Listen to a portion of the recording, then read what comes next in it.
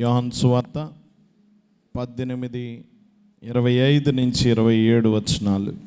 సీమోను పేతురు నిలవబడి చలి కాచుకొనుచుండగా వారు అతన్ని చూచి, నీవు ఆయన శిష్యుల్లో ఒకడవు కావా అని చెప్పగా అతడు, నేను ఎరగనైనను. పేతురు, ఎవని చెవి తెగ నరికినో వాని బంధువును ప్రధాన యాజకుని దాసుల్లో ఒకడు నీవు తోటలో అతనితో కూడా ఉండగా నేను చూడలేదా అని చెప్పినందుకు పేతురు, నేను ఎరగనని మరొకసారి చెప్పాను. వెంటనే కోడి కూసాను. ప్రార్థించుకుందాం. దయానిధి, ప్రేమ స్వరూపుడా, మహోన్నతుడా, గనుడా, నీకు వందనాలు ప్రభా.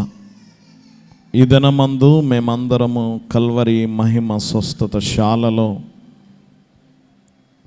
నీ కల్వరిగిరి మీద ఉన్న సిలువను నిదానించుచున్నాం. సిలువ సంగతులను, సిలువ చరిత్రను మేమందరము ధ్యానము చేయుచుండగా మా అందరితో మాట్లాడము.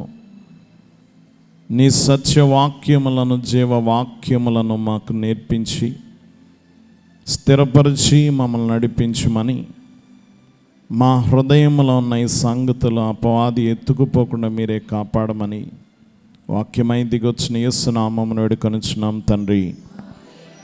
దేవుని సన్నిధిలో ఉన్న ప్రియ విశ్వాసులారా, క్రీస్తు యేసు యొక్క దివ్య దీవెన, ఆయన ఆత్మ నడిపింపు మనలో ప్రతి ఒక్కరికి ప్రభు అనుగ్రహించును గాక. ఆమేన్. దేవుని సన్నిధిలో ఉన్న ప్రియ విశ్వాసులారా, సిలువ చరిత్రలో చాలా ప్రాముఖ్యమైన ఒక కథ పేతురు యొక్క కథ, పేతురు బొంకిన కథ. గమనించండి, పేతురు జీవితంలో మరవలేని సంఘటన ఇది.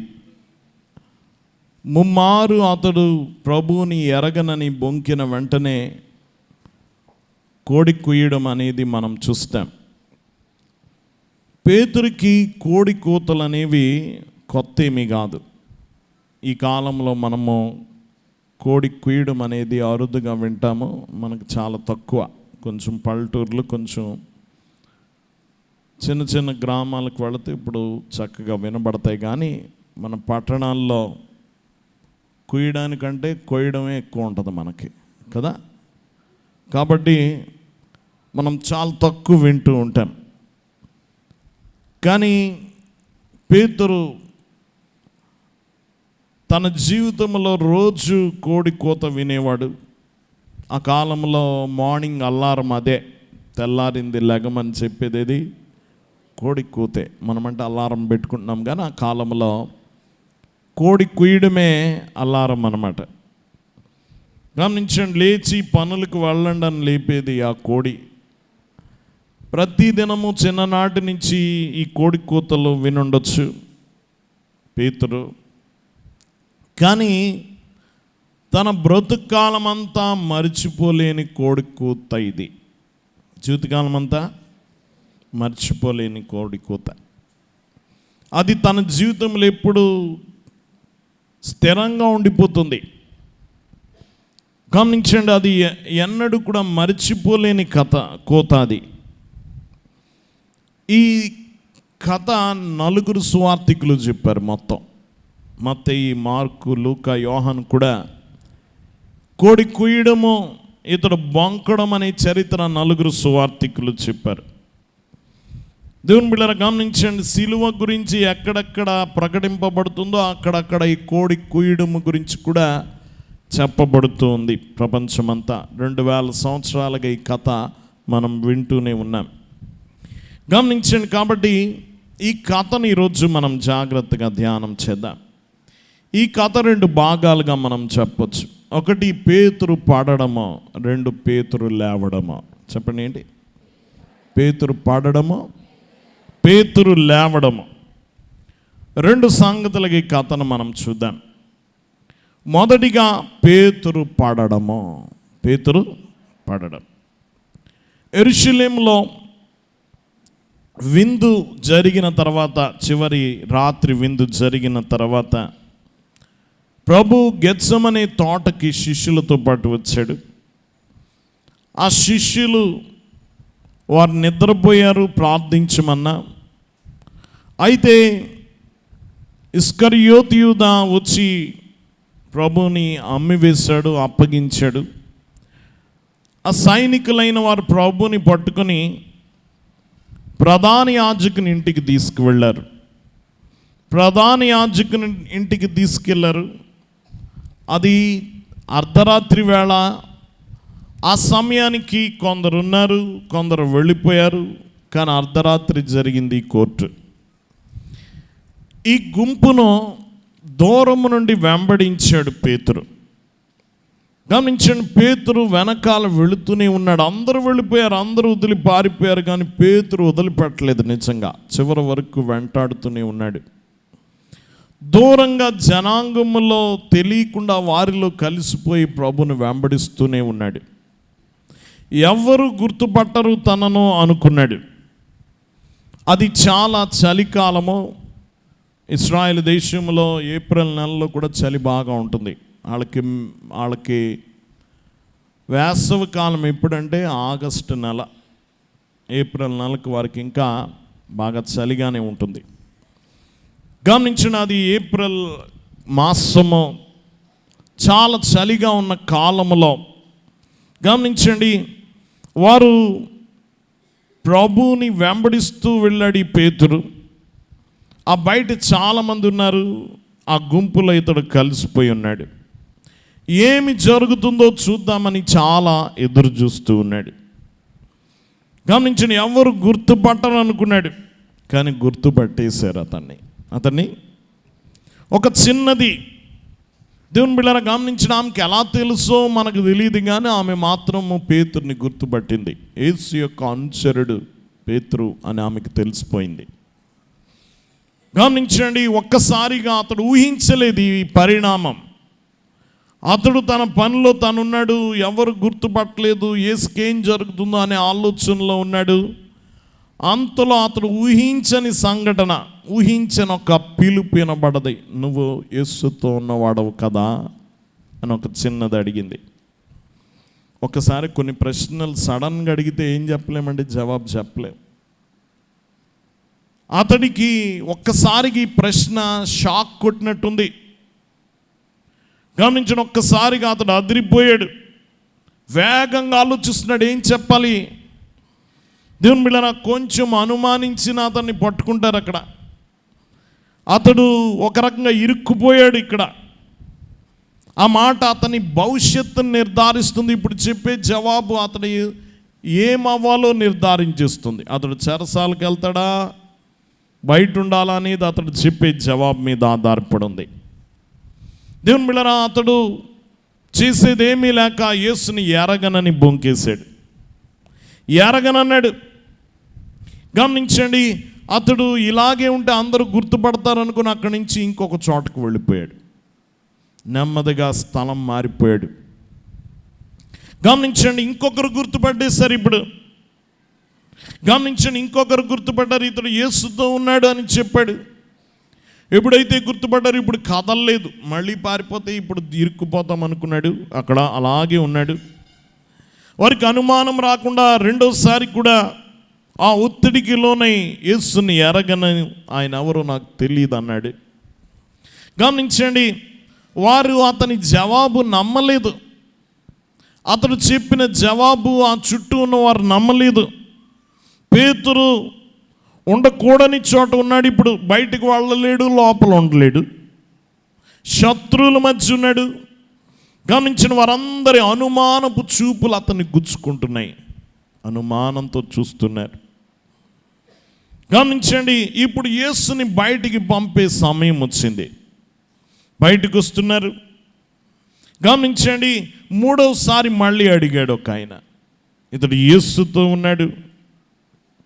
గమనించండి, ఇతడు ఎవరు అంటే 18వ అధ్యాయము ఇప్పుడు చదవబడిన వాక్యంలో 26వ వచనంలో చూస్తాం.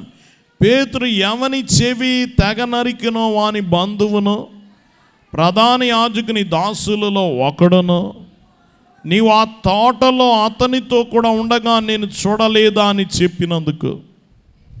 ఇది ఇంకా మరింత ఖచ్చితంగా వచ్చింది. ఇతడు అడిగినవాడు సామాన్యుడు కాదు, ప్రధాన యాజకుని దాసుల్లో ఒకడు. ఇతడు కొన్ని గంటల ముందు ఆ మల్కు యొక్క చెవి తెగ నరికాడు. అతని బంధువు కూడా ఆ తోటలో ఉన్నాడు. ఈయన ప్రభుతో ఉండడం చూశాడు. పోని 12 మందిలో ఒక్కడకుంటే గుర్తుపట్టకపోనేమో, అక్కడ ఘనకార్యం చేశాడు ఈయన. ఆ దాసుడి చెవి తెగ నరికాడు. ఇంకా ఎక్కువ దృష్టి ఇతని మీద పడింది. ఇప్పుడు స్పష్టంగా గుర్తుపట్టాడు, నువ్వు యేసుతో ఉన్నావు అన్నాడు. దేవుని బిడ్డలారా, పేతురు ఇప్పుడు పూర్తిగా చిక్కుకుపోయాడు. ఇక దేవుని బిడ్డలారా, పేతురు వారి చేత చిక్కబడిపోయాడు. ఇప్పుడు మరొకసారి జవాబు ఇచ్చాడు. ఇదే జవాబు, యేసు ఎవరో నాకు తెలియదు, ఎరగనని బొంకాడు. బొంకడమే కాదు, వీళ్ళు నమ్మట్లేదు కనుక ఒట్టు పెట్టుకున్నాడు. ఒట్టు పెట్టుకోవడం కాదు, శపించేసుకున్నాడు కూడా. అని ఏం చేసుకున్నాడు? శపించేస్తున్నాడు. ఒక రకంగా ఇతన్ని విసిగించేశారు వారు. దేవుని బిడ్డలారా, వెంటనే కోడి కూసిందట. వెంటనే అప్పటికే అలసిపోయాడు. ఎన్నిసార్లు అడిగినా బొంకుతూనే ఉన్నాడు. 3 సార్లు ఒక విషయం పదే అడిగితే ఏమొస్తుంది? విసుగు వస్తుంది. ఈయనకి విసుగొచ్చింది. పేతురు ఇంకోసారి కూడా విసుక్కున్నాడు. ప్రభు, నువ్వు నన్ను ప్రేమిస్తున్నావు అని ముమ్మారు అడిగితే పేతురికి ఏమొచ్చింది? విసుగొచ్చింది. గమనించండి, పేతురు అసలే తొందరపాటు స్వభావం కలిగిన వాడు. 3 సార్లు అడిగేసరికి అతనికి విసుగొచ్చింది. దేవుని బిడ్డలారా, ఇప్పుడు సమాధానం చెప్తున్నాడు, నేను ఎరగనని. అతడు చెప్పిన జవాబు ప్రధాన యాజకుని కాదు. అతడు బొంకింది పెద్ద ప్రధాన యాజకుల దగ్గర, సైనికుల దగ్గర కాదు, చిన్నవారి దగ్గర, సామాన్యుల దగ్గర, దాసుల దగ్గర, పని చేసే వారి దగ్గర. వీళ్ళను చూసి భయపడ్డాడు. దేవుని బిడ్డలారా, గమనించండి, వీరిని చూసి భయపడ్డాడు. వాక్యం వింటున్న వాళ్ళరా, ఈ అలాగని పేతురేమి పిరికివాడు కాదు. పేతురేమి పిరికివాడు కదా. 2 గంటల ముందు చెవి తెగ నరికాడంటే చాలా ధైర్యవంతుడై ఉండాలి. ప్రధాన యాజకుని గృహం వద్దకు వెంబడిస్తూ వచ్చాడంటే అతడు పిరికివాడు కాదు. సముద్రం మీద నడుస్తూ వచ్చాడంటే ఇతడు ఎవరు కాదు? పిరికివాడు కాదు. దేవుని బిడ్డలారా, గమనించండి. అయితే అతను అడిగిన ప్రశ్న అకస్మాత్తుగా వచ్చింది. అతడి పాపము ఇంకొక పాపం దగ్గరికి, ఒక పాపం ఇంకొక పాపం దగ్గరికి తీసుకెళ్తుంది. దేవుని బిడ్డలారా, గమనించండి. ఇప్పుడు పేతురుకు భయం వేసింది. పేతురు పడిపోయాడు. మరి బొంకడం పడిపోవడం కదా? బొంకడం పడిపోవడమే. దేవుని బిడ్డలారా, పేతురు ఎలా పడిపోయాడు? అతని పతనానికి, పడిపోవడానికి 7 కారణాలు ఉన్నాయి. 7 అతడు పడిపోవడానికి కారణం. 7 తప్పిదములు చేశాడు పేతురు. ఏంటి అంటే, 1, అతడు వినవలసి వచ్చినప్పుడు మాట్లాడాడు. వినే సమయంలో ప్రభు చెప్తున్నాడు, ఇదిగో గొర్రెల కాపర్ని కొడతారు, గొర్రెలన్నీ చెదిరిపోతాయి అని చెప్తుంటే ఈయన ఏం చేయాలి? వినాలి. ఏం చేస్తున్నాడు? మాట్లాడుతున్నాడు. దేవుని బిడ్డలారా, అందరూ వదిలేసినా నేను మాత్రం వదలను అన్నాడు. ఆయన చెప్పేటప్పుడు ఏం చేయాలి? వినడం మానేసి ఏం చేస్తున్నాడు? మాట్లాడుతున్నాడు. నేను మాత్రం వదలను. వినాల్సిన సమయంలో మాట్లాడాడు. మొదటి పొరపాటు. 2ది, సొంత బలహీనతను ఒప్పుకోలేకపోయాడు ప్రభు ముందు. నువ్వు ముమ్మారు బొంకుతావు అన్నాడు. కానీ ఒప్పుకోలేక, లేదు ప్రభా, చావనైనా చేస్తాను కానీ ఎరగనని మాత్రం బొంకన్నాడు. బలహీనతను ఒప్పుకోలే. ప్రభు చెప్తున్నాడు, ఈ బలహీనత ఇది, నువ్వు బొంకుతా ఉంటే లేదు నేను బొంకను ఒప్పుకోలేకపోయాడు. తన సొంత బలహీనతను ఏం చేయలేకపోయాడు. గమనించండి, 1 వినేటప్పుడు వినవలసిన సమయంలో మాట్లాడాడు. గమనించండి, 2 బలహీనతను ఒప్పుకోలేకపోయాడు. 3 యేసు యొక్క హెచ్చరిక పట్టించుకోలే, అది మనసులో ఉంచుకోలే. యేసు ఏదో చెప్పాడంటే దానికి చాలా వాస్తవికత ఉంటే కానీ చెప్పడు. దేవుని బిడ్డరా, అది ఖచ్చితంగా నెరవేరేదైతేనే చెప్తాడు. సామాన్య మనుషుల మాట లాంటిది కాదు. ఆయన హెచ్చరిక చాలా జాగ్రత్తగా పట్టించుకోవాలి, కానీ పట్టించుకోలేదు ఈయన. మూడో తప్పిదం అది, హెచ్చరిక పట్టించుకోలే. నాలుగోది, అతడు యేసును వెంబడించవలసిన విధంగా వెంబడించలేదు. వెంబడించవలసిన విధంగా వెంబడించాడు. అసలు ఎక్కడ వెంబడించాలి? పక్కన నిలబడాలి, యేసుతో పాటు నిలబడాలి. నీ కొరకు చస్తానన్నవాడు ఆయనతో పాటు నడవనైనా నడవాలి కదా, పక్కన వెనక్క నిలబడాలి కదా. తమ గురువుగారిని పట్టుకొని బంధించినప్పుడు ఈ శిష్యుడు చావనైనా చస్తానన్నవాడు నిలబడాలి కదా పక్కన. ఎక్కడ నిలబడ్డాడు? ఎలా వెంబడించాడు? దూరంగా వెంబడించాడు, ప్రజల్లో కలిసిపోయి వెంబడించాడు. దేవుని బిడ్డలారా గమనించండి, వెంబడించవలసిన విధంగా వెంబడించలే. వెనక నిలబడవలసిన వాడు వెనక ఎక్కడో నిలబడ్డాడు. ఇది 4వ పొరపాటు. 5వది గమనించండి, శత్రువుల వేడి దగ్గర చలి కాచుకుంటున్నాడు. ఎక్కడ? ఎవరి మంట అది? ఎవరు వేసుకున్న మంట? శత్రువులు వేసుకున్న మంట. శత్రువుల మంట దగ్గర ఈయన చలి కాగుతున్నాడు. శత్రువుల మంట దగ్గర చలి కాగవచ్చా?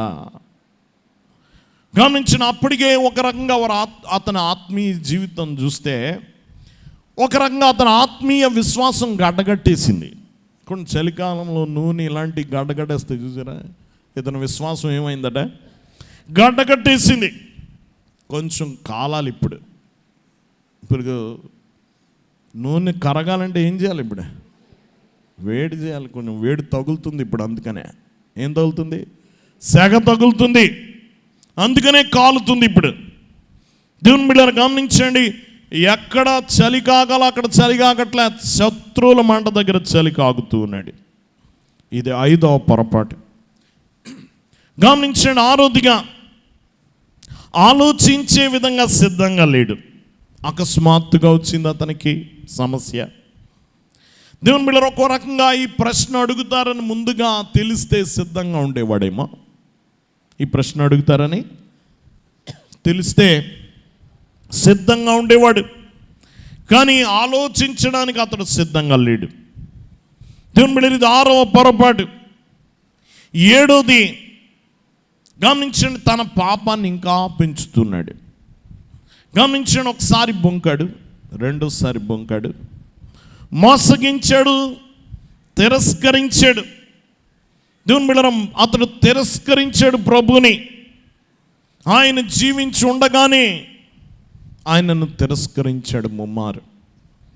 తన పాపాన్ని ఇంకా పెంచుకుపోయాడు. ఒకసారి కాదు, 2 సార్లు కాదు, 3 సార్లు రెట్టించి ఆ పాపం చేశాడు. 3 సార్లు రెట్టించి తిరస్కరించాడు. ఇతని పాపం 7వ పాపం ఇది. అతను పడిపోవడానికి ఎన్ని జారుడు మెట్లు ఉన్నాయి ఇతనికి? 7. దేవుని బిడ్డలారా మనం మరొకసారి చూస్తే, మొదటిగా వినవలసిన సమయంలో మాట్లాడాడు. 2, సొంత బలహీనతను గమనించండి, ఒప్పుకోలేదు. గమనించండి, 3వదిగా హెచ్చరిక పట్టించుకోలేదు. 4, వెంబడించవలసిన విధంగా వెంబడించలేదు. 5వదిగా శత్రువుల మంట దగ్గర చలి కాచుకుంటున్నాడు. 6వదిగా ఆలోచించడానికి సిద్ధంగా లేడు. 7వదిగా తన పాపాన్ని ఇంకా పెంచాడు, ముమ్మారు తిరస్కరించాడు. ఈ బండ జారిపోయింది. ఇప్పుడు పేతురు అంటే ఎవరు? బండ. ఈ బండ అవసరమైన సమయంలో కూలిపోయింది. ఈ బండ జారిపోయింది. అక్కర రావాల్సిన సమయంలో జారిపోయింది ఈ బండ.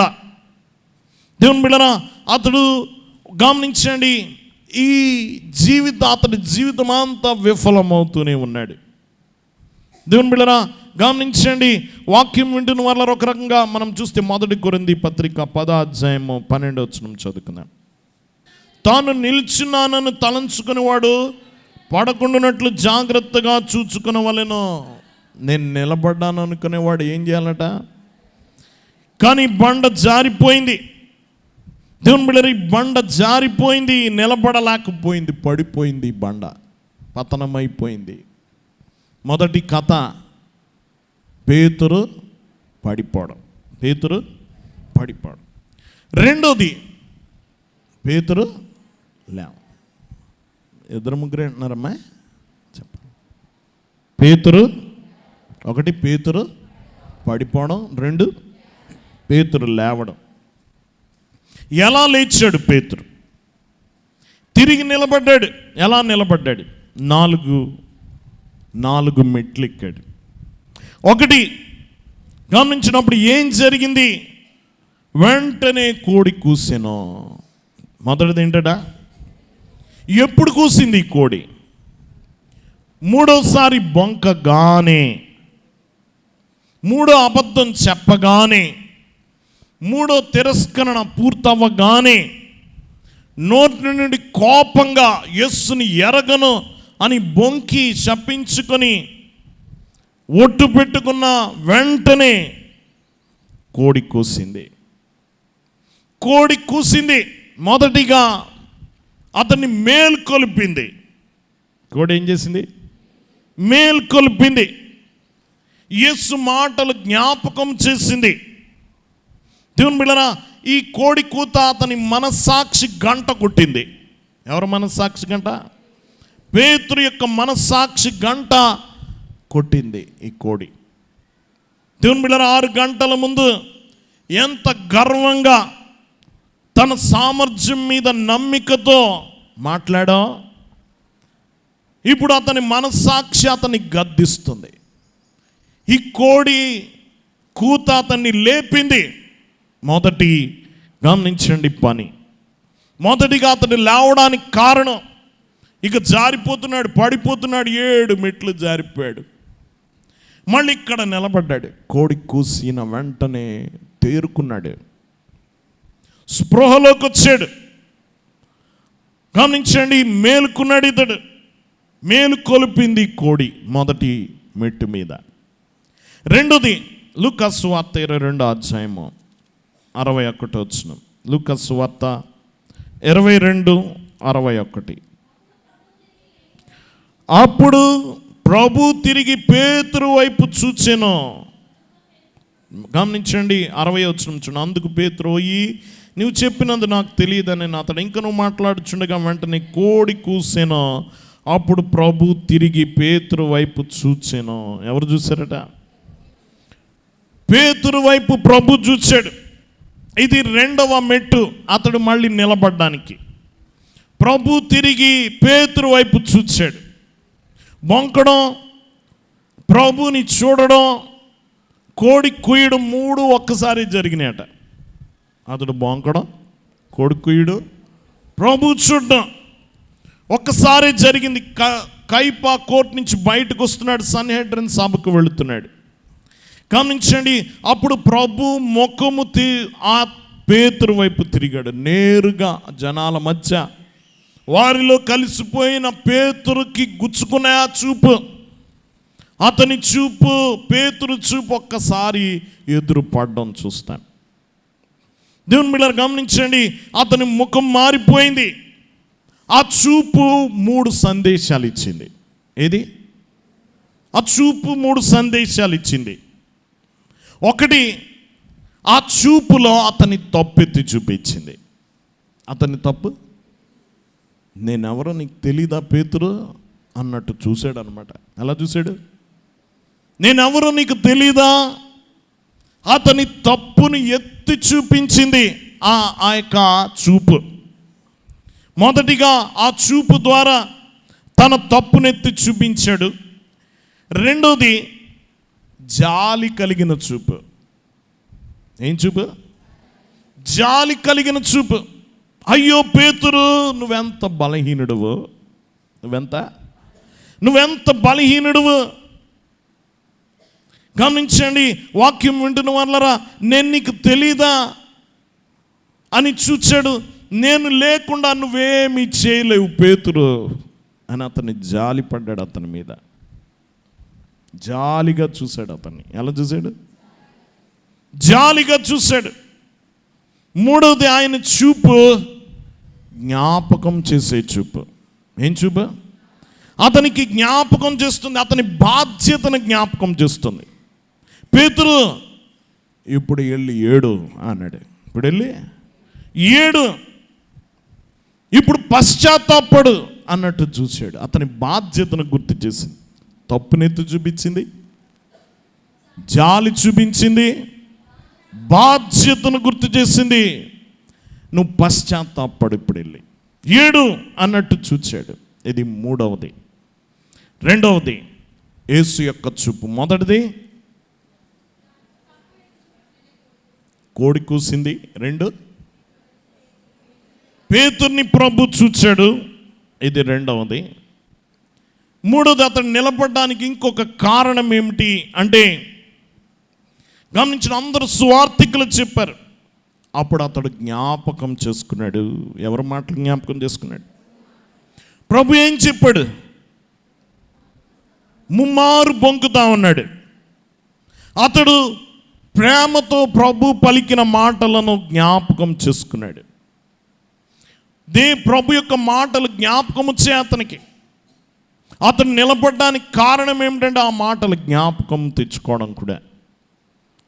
ప్రేమతో కూడిన మాటలు, హెచ్చరికతో కూడిన ఆ మాటలు పేతురు లోపల పగుళ్ళలోనికి వెళ్ళినాయట.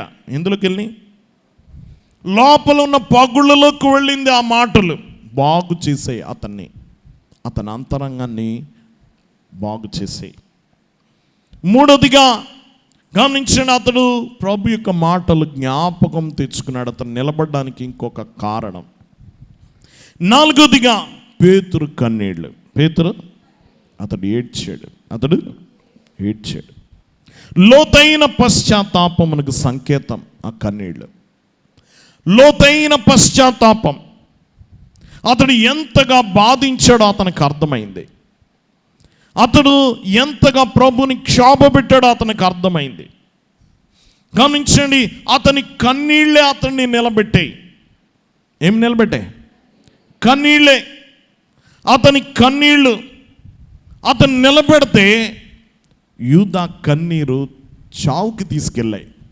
యూదా కన్నీరు అక్కడికి తీసుకెళ్ళాయి, అతన్ని చనిపోయేటట్టు చేశాయి.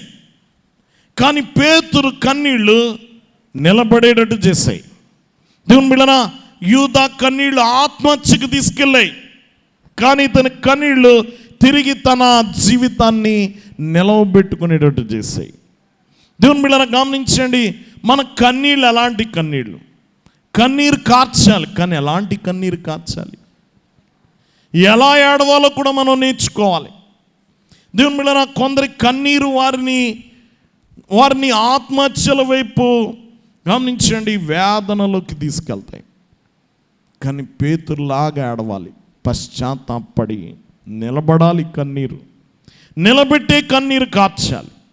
వాక్యం వింటున్న వాళ్ళరా గమనించండి, మన హృదయాలు నూతనమయ్యే విధంగా కన్నీరు కార్చాలి, కానీ పతనమయ్యే విధంగా కన్నీరు కార్చకూడదు.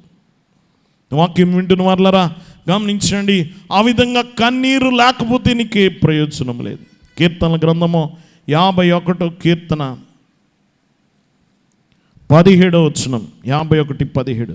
విరిగిన మనసే దేవునికి ఇష్టమైన బలులు. దేవా, విరిగి నలిగిన హృదయము నువ్వు అలక్ష్యము చేయవు. విరిగి నలిగిన హృదయము దేవుడు ఏం చేయడట? అలక్ష్యము చేయడు. ఆ రాత్రి పేతురు హృదయం విరవబడింది. ఏడ్చాడు. ఆ రాత్రి తన్ను తాను నిందించుకున్నాడు. గమనించండి, అతడి జీవితాన్ని మార్చుకున్నాడు. ఆ రాత్రి కన్నీరు కార్చాడు చీకట్లోకి వెళ్ళి. దేవుని బిడ్డలారా గమనించండి, ఇతడు ఒక రకంగా అతని జీవితం చూస్తే చాలా ధైర్యవంతుడు, గొప్ప విశ్వాసి.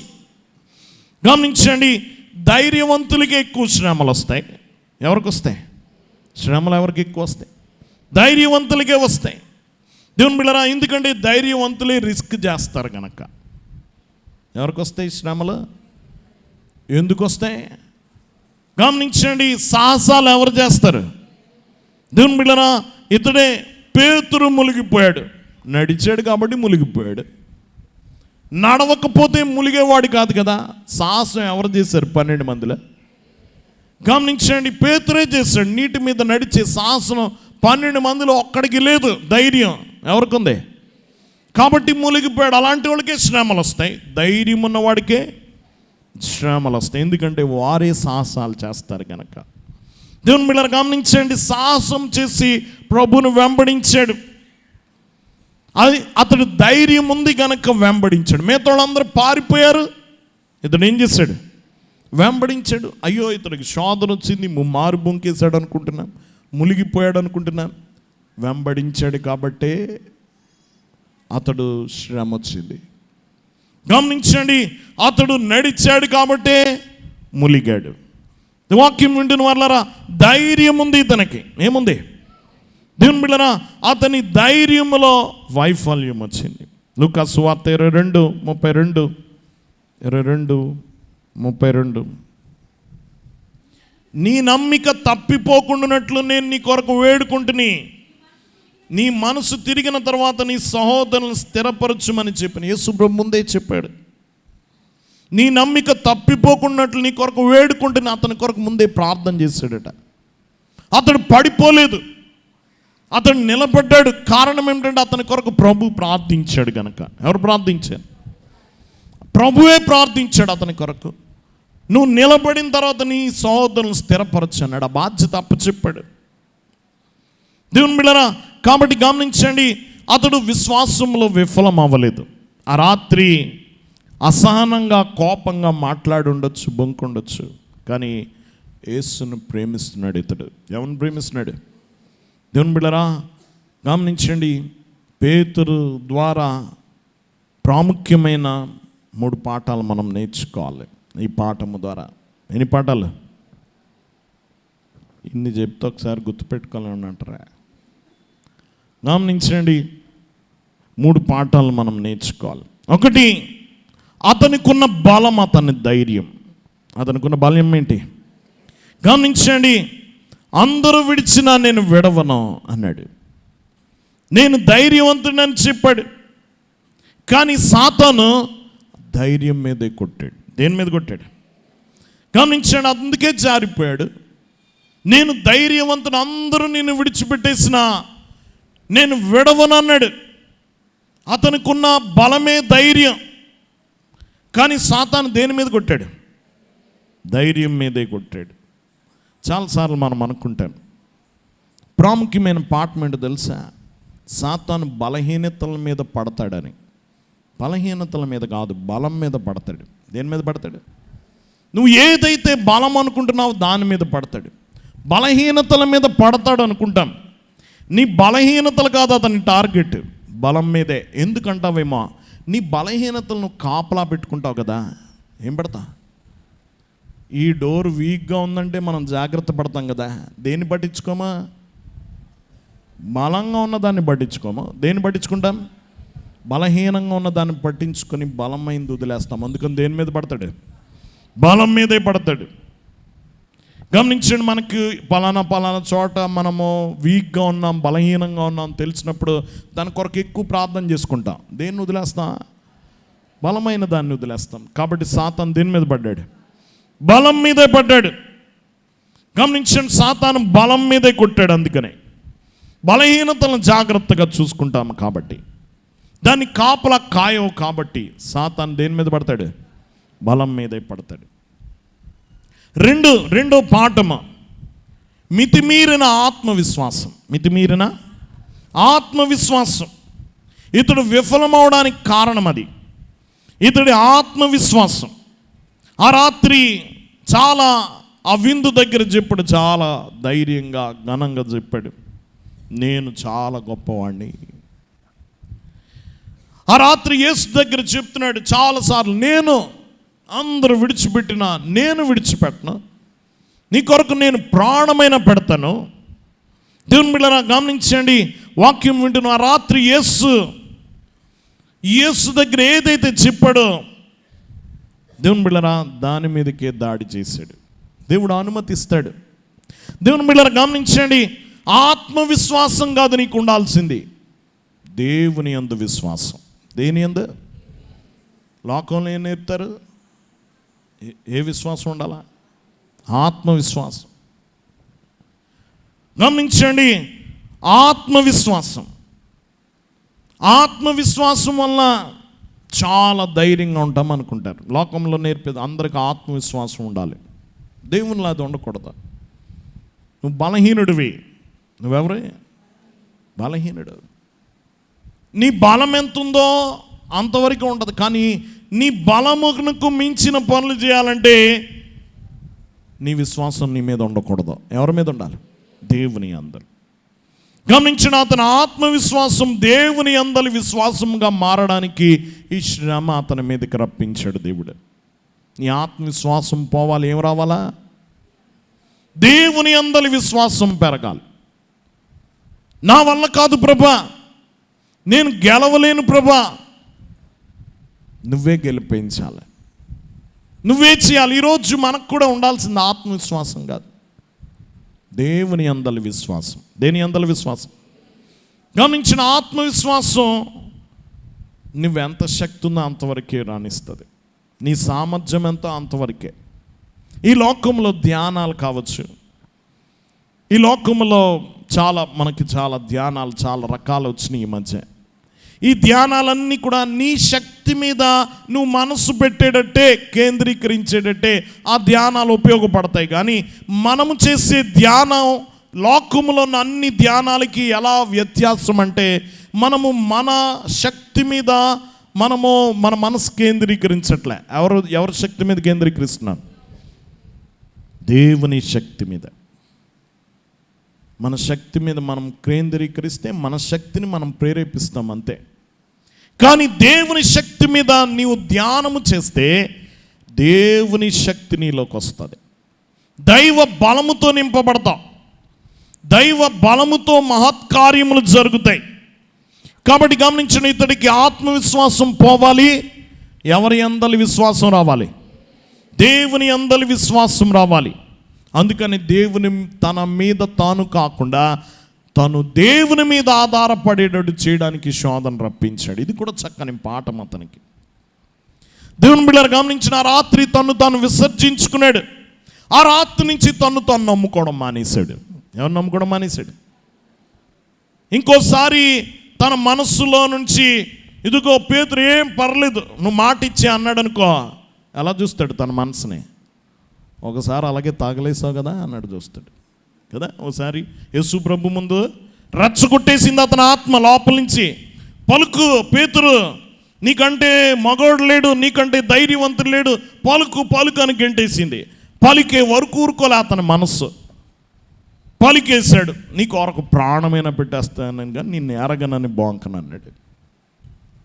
తీరా ఆపదొచ్చేసరికి చేతులు ఎత్తేసింది. తనంతగానో ప్రేమించిన ప్రభుని ఎరగననేటట్టు చేసింది, మోసం చేసింది దాని అంతరంగా. హృదయము పెద్ద మోసకారి. హృదయమా నమ్మకం. హృదయం చెప్పే ప్రతిదీ నమ్మకం. గమనించండి, అయ్యగారు రాశారు, నమ్ముచుండుము యేసుని రాత వాక్యం సత్యమంచు. ఎవరు నమ్మాలా? యేసుని నమ్మ. ఆయన నమ్మంతే, ఆయన మాటే నమ్మ. అందులో అయ్యగారు రాస్తారు, నీ హృదయం చెప్పినా నమ్మకం, లోకం చెప్పినా నమ్మకం, నీ జ్ఞానం చెప్పినా నమ్మకం. నమ్మాల్సింది దేన్ని? దేవుని వాక్యాన్ని అంతే. దేవుని యందలి విశ్వాసం ఉండాలి, కానీ నీ అందలి నీ విశ్వాసం ఉండకూడదు. రెండో పాఠం. మూడోది గమనించండి, మూడో పాఠం ఏమిటంటే, ఈ పేతురు ఈ తప్పులు చేస్తున్నప్పుడు, తిరస్కరిస్తున్నప్పుడు యేసు స్పందించిన తీరు వేరుగా ఉంటుంది. ఆయన మీ గద్దించలే, ఆయన మీ విసుక్కోలే, గద్దించలే, విమర్శించలేదు, అతన్ని వదిలిపెట్టలే. నీతో లాభం లేదు, నేను అంత ప్రేమించాను పేతురు, చివరికి నన్ను బొంకావు కదా, నీతో నాకు పని లేదని విడిచిపెట్టలే.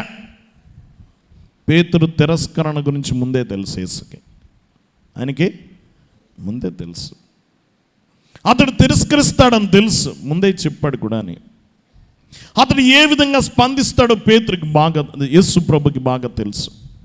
అతడు ఎలా ఉంటాడో ఎలా మాట్లాడతాడో తెలుసు. దేవుని బిడ్డలారా గమనించండి. కానీ ప్రభు జరగనిచ్చాడు. ఎందుకంటే అతడు విరగాలి, తిరిగి అతుక్కోవాలి, అప్పుడే బలంగా ఉంటాడు. దేవుని బిడ్డలారా గమనించండి, బలపరచడానికే విరగొట్టాడు ఇక్కడ. దేవుని బిడ్డలారా తర్వాత మళ్ళీ బలహీనంగా ఉండవు. నువ్వు ఒకసారి పాఠం నేర్చుకున్న తర్వాత నువ్వు భవిష్యత్తులో పడిపోవు. కాబట్టి గమనించండి, అతడు మారిపోయాడు. ఈ యొక్క ఘటన తర్వాత అతడు పూర్తిగా మారిపోయాడు. అతడు అనుమానం సానుభూతిగా మారిపోయింది. అతడి విఫలం విశ్వాసంగా మారింది. ఎలా మారింది? విశ్వాసంగా మారింది. ఇంకా ఎక్కువ సేవ చేశాడు, ఇంకా బలంగా వాడబడ్డాడు. దేవుని బిడ్డలారా వేల మందిని మార్చాడు, రోగుల్ని బాగు చేశాడు. తన శక్తి మీద ఆధారపడితే చేయలేడు. ఎవరి శక్తి మీద ఆధారపడ్డాడు? దేవుని శక్తి మీద ఆధారపడ్డాడు. దేవుని దగ్గర మోకరించాడు, దేవుని ఆత్మ పొందుకున్నాడు, 3000 మందిని మార్చాడు. దేవుని శక్తి వైపుకు తిరిగాడు. మా దగ్గర ఏమీ లేదు, పేతురు కూడా లేడు, ఇప్పుడు వెండి బంగారాలు లేవు, పేతురు కూడా లేడు, నా దగ్గర ఏముంది తెలుసా? యేసు నామం ఉందన్నాడు. ఏం పట్టుకున్నాడు? యేసు నామం, లేచి నడవమన్నాడు, బాగు చేశాడు. దేవుని బిడ్డలారా గమనించండి, మారిపోయాడు పేతురు.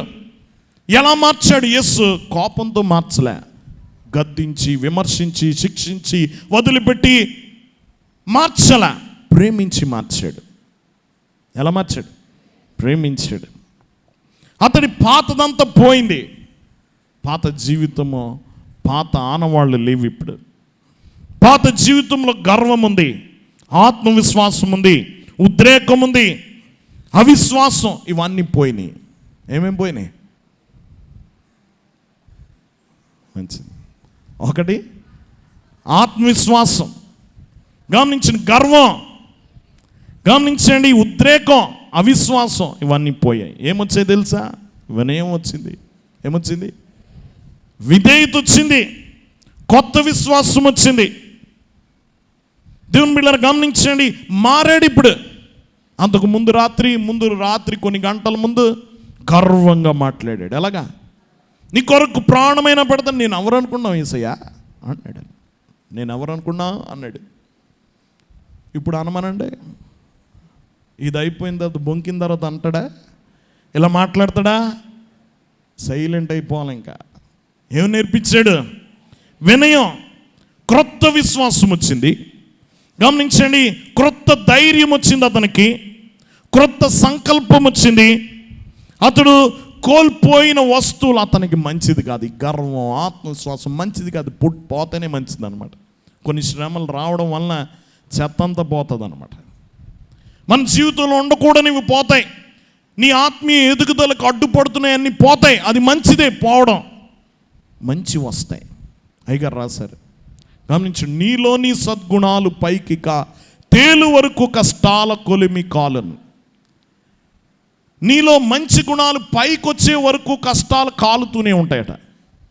నీలోని దుర్గుణాలు కరుగుచు కూలు వరకు కష్టాల కొలిమి రాజును. నీలో దుర్గుణాలు ఉండకూడనివి కూలిపోయే వరకు, పోయే వరకు కష్టాల కొలిమి రాజుతూనే ఉంటుందట. దేవుని బిడ్డలారా, మంచివి పైకి తేలాలన్నా, చెడ్డది పోవాలన్నా కష్టమనే పనిముట్టే దేవుడు పట్టుకుంటాడు, మంటే పడతాడు, శ్రమే. దేవుని బిడ్డలారా గమనించండి, శ్రమల యందే సకల స్వనీతి సమసిపోవును అని రాశారు గారు. శ్రమల యందే స్వనీతి, ఇతని స్వనీతి అంతా పోయింది, కొట్టుకుపోయింది. దేవుని బిడ్డలారా గమనించండి, ఈ కథ ఎవరికి వర్తిస్తుంది తెలుసా? ఎవరికి వర్తిస్తుందో కదా, ఎవరికి వర్తించదో చెప్పండి. ఎవరికి? ఇది నాకు వర్తించుతుంది అన్న వాళ్ళు ఎవరైనా ఉన్నారా? చెప్పాలి. మనందరిలో ఉన్నాడు. ఎవరు? పేతురు. మనందరిలో ఎవరున్నారు? పేతురు ఉన్నాడు. ఇలాంటి పరిస్థితులు మనకు వస్తాయి. ప్రభువు నుండి దూరం అయ్యాం అనుకున్నప్పుడు ఇలాంటి పరిస్థితులు వస్తాయి. గమనించండి, పడిపోయిన వారికి పేతురు పాఠం గొప్ప పాఠం. తిరిగి లేచాడు పేతురు, తిరిగి లేచాడు. పడిపోయిన పేతుర్ని దేవుడు వదిలిపెట్టలే. గొప్ప ఆదరణ మనందరికీ. ఈ లోకం వదిలేస్తారేమో, నువ్వు బాగున్నప్పుడు పట్టుకుంటారు, నీ వలన ఉపయోగం లేదు, నీతో ఉంటే మేము మునిగిపోతాం, నీతో ఉంటే మా జీవితం పాడైపోతుంది అన్నప్పుడు వదిలేస్తారేమో. కానీ నువ్వు వదిలిపెట్టడు ఆయన ఏం చేయడు, వదిలిపెట్టు. నీ మీద ఆశ వదులుకోడు. నేను కుదరదు వినను అని వెళ్ళిపోతున్న యోనాని తిరిగి రప్పించుకున్నట్టు వెనక్కి రప్పించుకుంటాడు. నయానో భయానో నీ మీద మాత్రం ఆశ వదులుకోడు, నీ మీద ఆశ వదులుకోడు. నిన్ను తిరిగి రప్పించుకోవడం ఎలాగో ఆయనకు తెలుసు. పేతురుని కూడా అలాగే రప్పించుకున్నాడు. దేవుని బిడ్డలారా, ఈ కథ తప్పిపోయి తిరిగి వస్తున్న వారి కథ, తప్పిపోయిన కుమారుడి కథ. పేతురు కూడా తప్పిపోయాడు, తిరిగి వచ్చాడా లేదా, పడిపోయాడు, నిలబడ్డా లేదా. గమనించండి, ఇది చాలా ప్రాముఖ్యమైన పాఠం మనకి. దేవుని వాక్యం వింటున్న వాళ్ళరా, ఈ కథ ఎలాగొచ్చింది బైబిల్లో? పేతురుతో ఎవరైనా ఉన్నారా? పేతురు బొంకడం ఎవరైనా చూసారా? పేతురు ఏడవడం ఎవరైనా చూసారా? యేసు చూడడం ఏ శిష్యుడైనా చూచాడా? మరి నలుగురు సువార్తికులకు ఎలా తెలిసింది? ఎవరు చెప్పారు ఈ కథ? పేతురు చెప్పాడు. ఎవరు చెప్పారు? పేతురు చెప్పాడు. సిగ్గుపడలేదు పేతురు. చిన్నది వస్తే నేను బొంకానని చెప్పుకోవడానికి సిగ్గుపడరా? అంతకుముందు ఎవరి ముందు ఫోజు కొట్టాడు? ఇదంతా ఎవరి ముందు గొప్పలు చెప్పాడు పేతురు? ఈ 12 మంది దగ్గరే, ఈ 11 మంది శిష్యుల దగ్గరే గొప్పలు చెప్పినాడు. ఇప్పుడు వాళ్ళ దగ్గర ఏడుస్తున్నాడు. నేనే యేసుని ఎరగనని 3 సార్లు బొంకాను, ఒక చిన్నది అడిగితే నేను బొంకాను. కోడి కూసింది యేసు అన్నట్టే, యేసు నన్ను చూచాడు, నేను ఏడ్చాను అని చెప్పాడు. గమనించండి, నలుగురు సువార్తికులు రాశారు ఈ కథ. వాక్యం వింటున్న వాళ్ళరా గమనించండి, ఏమాత్రం దాచిపెట్టలేదు ఈ కథ. కన్నీరు కారుస్తూ చెప్పుండొచ్చు ఈ కథ.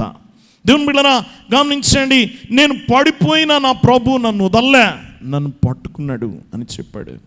నీటిలో మునిగిపోతుంటే పట్టుకున్నవాడే ఇక్కడ ఆధ్యాత్మికంగా పడిపోతుంటే పట్టుకున్నాడు, లేవనెత్తాడు.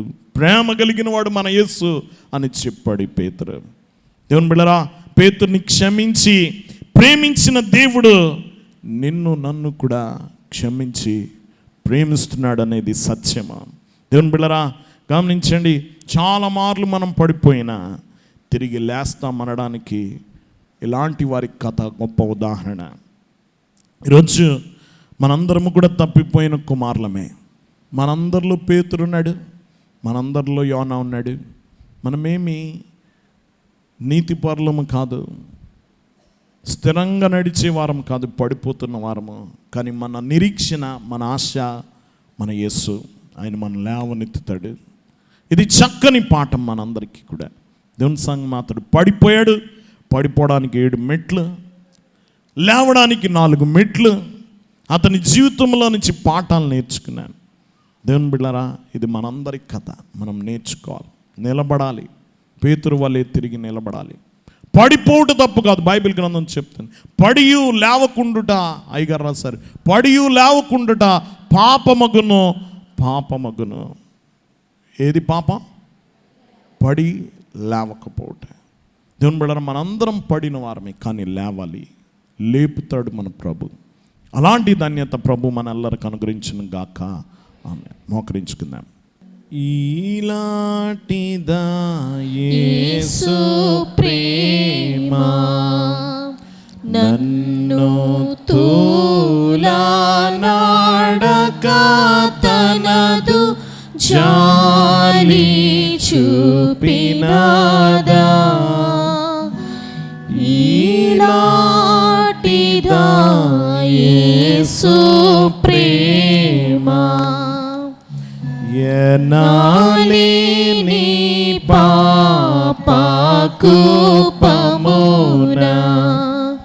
నేను తనికి మెనుకుచును నీ దరిగానకూడన్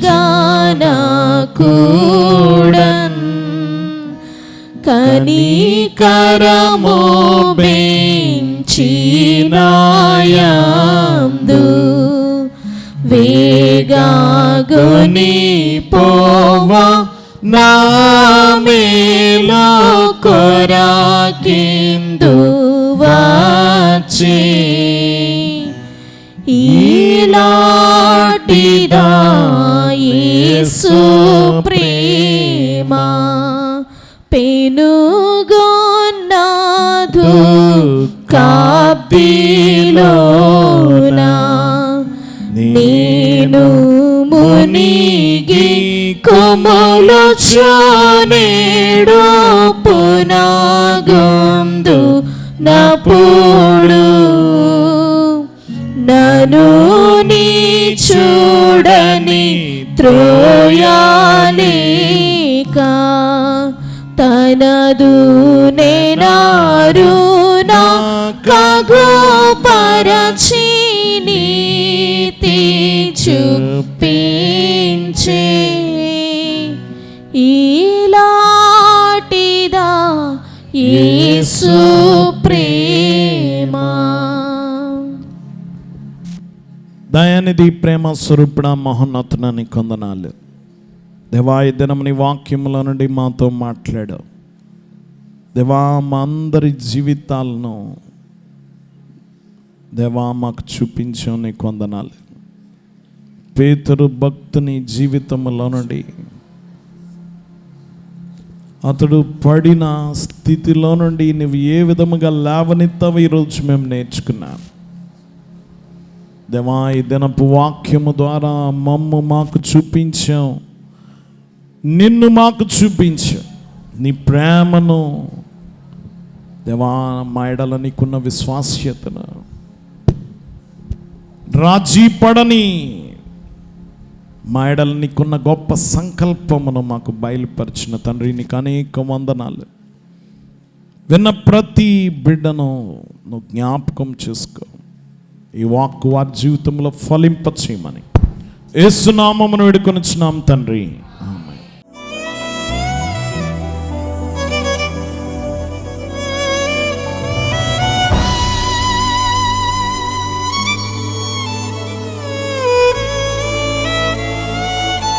ఒక అద్భుతమైన సాక్ష్యం ఉందాం. దేవి గారు కొవ్వూరు నుంచి వచ్చారు. వీరు పాపకి డెంగ్యూ జ్వరం వచ్చిందంటండి, ప్లేట్లెట్స్ పడిపోయాయంట, చనిపోయిందని చెప్పారంట డాక్టర్.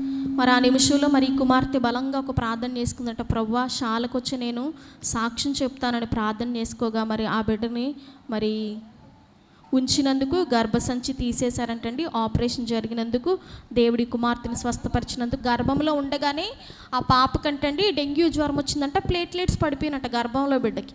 ఇక బిడ్డ చనిపోయిందని చెప్పారట. మరి ఈ కుమార్తె శాలకు వచ్చి సాక్ష్యం చెప్తాను ప్రభు అనగానే ఆ గర్భం ఉంచినందుకు, ఆ బిడ్డని జాగ్రత్తగా తీసినందుకు, పాప పుట్టినందుకు, తల్లి బిడ్డ క్షేమంగా ఉన్నందుకు. కానీ ఈ కుమార్తెకి గర్భసంచి తీసేశారు దానివల్ల. కానీ దేవుడు ఇద్దరిని ప్రాణాపాయ స్థితి నుంచి కాపాడి సజీవులకు మన మధ్యలోనికి తీసుకుని వచ్చినందుకు దేవునికే మహిమ కలుగును గాక. చిట్టమ్మ గారు నారాయణపురం నుండి వచ్చారు. వీరి అమ్మాయి గీతగా. ఈ కుమార్తెకి నెలసరి సరిగ్గా రావటం లేదు. హాస్పిటల్కి తీసుకెళ్తే కడుపులో నీటి బుడగలు ఉన్నాయి అని అన్నారు. 8 నెలల్లో మరి మందులు వాడాలని చెప్పారు. మరి 2 నెలలు మందులు మరి వాడారు అంతే. మరి శాలకు మరి వారాలు పెట్టుకుని వస్తున్నారు. దేవుని యొక్క మహాకృపను బట్టి అద్భుత రీతిగా ఆ బిడ్డకు పీరియడ్స్ క్రమంగా వస్తున్నందుకు, కడుపులో ఉన్నటువంటి నీటి బుడగలు కూడా తగ్గినందుకు, సంపూర్ణ స్వస్థతను దేవుడు ఇచ్చినందుకు, అలాగే యజమాని గారి విషయంలో కూడా మరి ఆయన విషయంలో కూడా అనారోగ్యాన్ని బట్టి ఆయన గవర్నమెంట్ ఆర్టీసీ డ్రైవర్ ఆయన్ని డ్యూటీలోంచి తీసేశారు. అనారోగ్యాన్ని బట్టి హార్ట్ స్లోగా కొట్టుకుంటుందని చెప్పేసి ఆయన ఆ డ్యూటీలోంచి తీసేశారు. ఈ కుమార్తె శాలకు వచ్చి ప్రార్థన చేసుకోగా దేవుడు అద్భుత రీతిగా మరలా ఆ యొక్క ఆర్టీసీ డాక్టర్ గారే టెస్ట్ చేసి చూసి వాళ్ళందరూ కూడా మరి హార్ట్ బాగానే కొట్టుకుంటుంది, బాగానే ఉందని చెప్పారు. ఆ డ్యూటీలోంచి తొలగించి ఆ చిన్న పోస్ట్ ఇద్దామని అనుకున్నారు ఆర్టీసీ డిపోలోను. కానీ దేవుని యొక్క మహాకృపను బట్టి తిరిగి అతని డ్యూటీ, ఆయనకి డ్రైవింగ్ డ్యూటీ ఆయనకి ఇచ్చివేసినందుకు గట్టిగా చప్పట్లు కొడదామండి.